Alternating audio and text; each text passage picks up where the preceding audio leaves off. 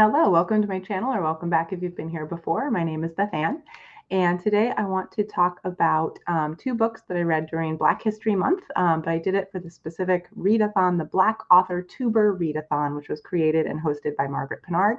So I will link to her channel down below.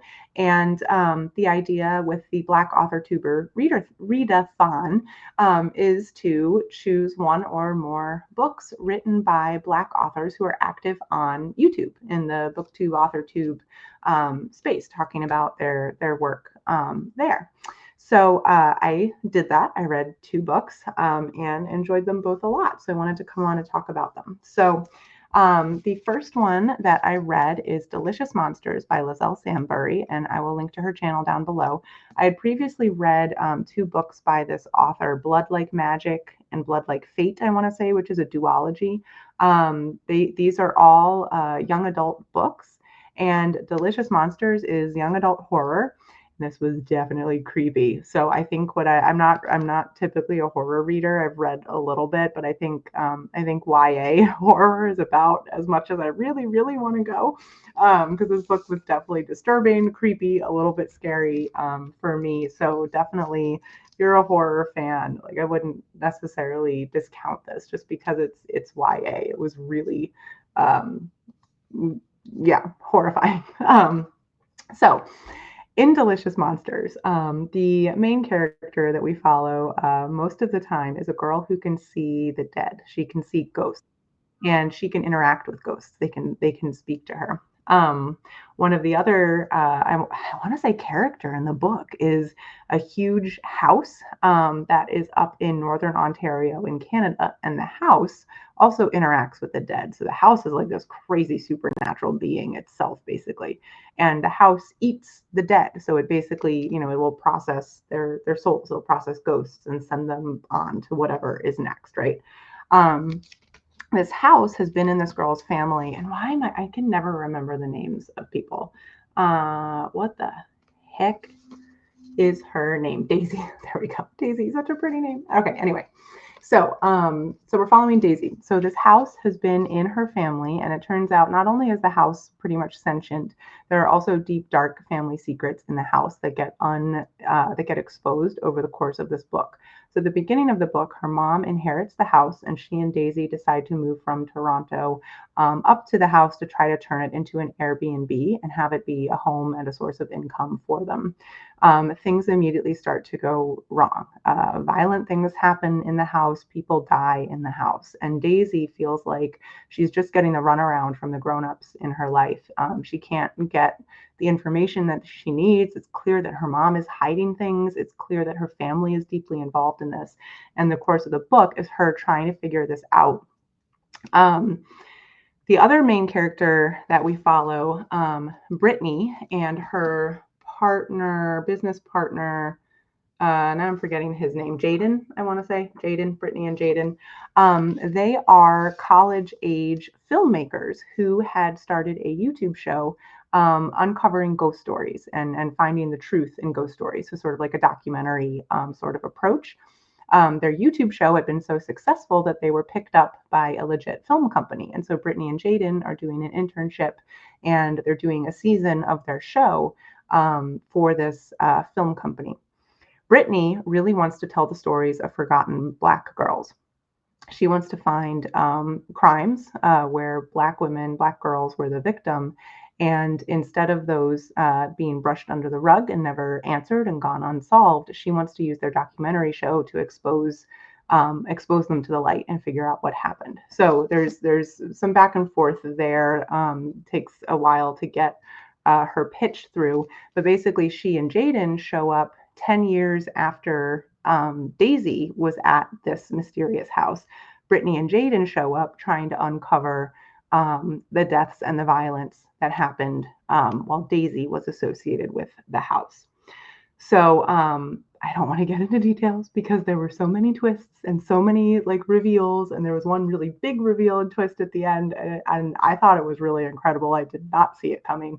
But basically, there's just so much going on in this book, told through really compelling young characters.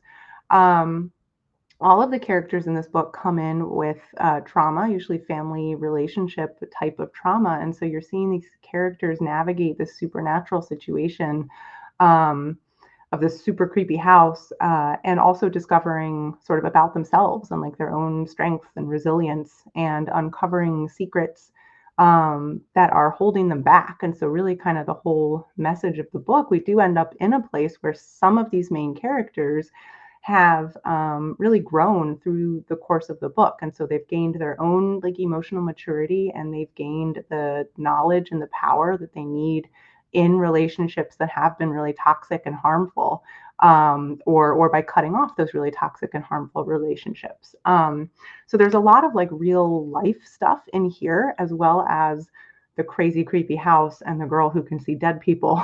um, there's definitely body horror, because a lot of what happens in this house is that the house can make you see things, and it can make you feel things and experience things that may not be true. Um, and a lot of that is body horror. So that can be extremely creepy. And a lot of the trauma in this book centers around, some of it is sexual assault, and so sexual trauma. So I'm just kind of putting that out there as like a content warning, as well as like generational family trauma, just people who don't treat each other very well. So also just warnings about that. But I thought the book was really good and really empowering for the young female characters that are at the heart of it. So really enjoyed. Well, I don't know if enjoyed. It was really creepy, but I enjoyed this one.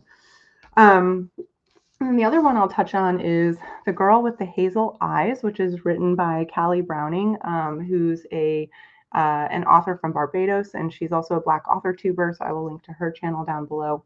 And this story takes place mostly in Barbados, although also partly in Florida. And so what we're seeing in the book is a young woman from Barbados who's trying to make it as an author. She wants to be a professional writer. She's just at the start of her career, just out of college, and she gets a mysterious job to go to Florida and write the memoirs of a very famous female author, also from Barbados, who's quite old at this point. She published, as far as anybody knows, she published a single book in like the 1960s, I guess. And what that book did was it laid bare some incredible corruption happening in the fledgling Barbados government immediately after independence. And so then this poor author essentially became a hermit. Her book was such a bestseller and really had a big impact. But people in Barbados hated it because it made their country look really bad by exposing this corruption. So our young female main character, Leah, is hearing this author, Susan Taylor. She's hearing her story as she tries to write help her write her biography and her memoirs. So we get Susan Taylor basically telling us everything that happened like 50 years ago, like the story of how she learned about all the corruption and uncovered it in her runaway bestseller book.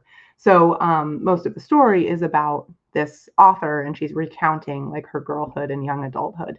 So it's a very straightforward story in most ways. It's just the story of how this girl grew up, and then what happened to her and how she kind of got involved with the powerful men in that government, and then what happened there. So again, another book where I don't want to give away a ton, but this was a quick read. It was focused on a character who I thought was compelling and charismatic. Had a little bit of that historical fiction aspect, because you're hearing about the way of life in a different place at this point, like 60, 70 years ago.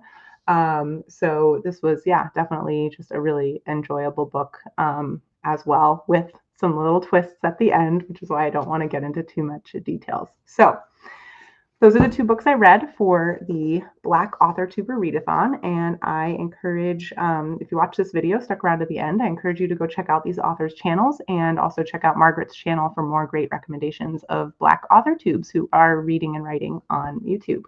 So with that, I will see you all in the next video. Thanks. Bye.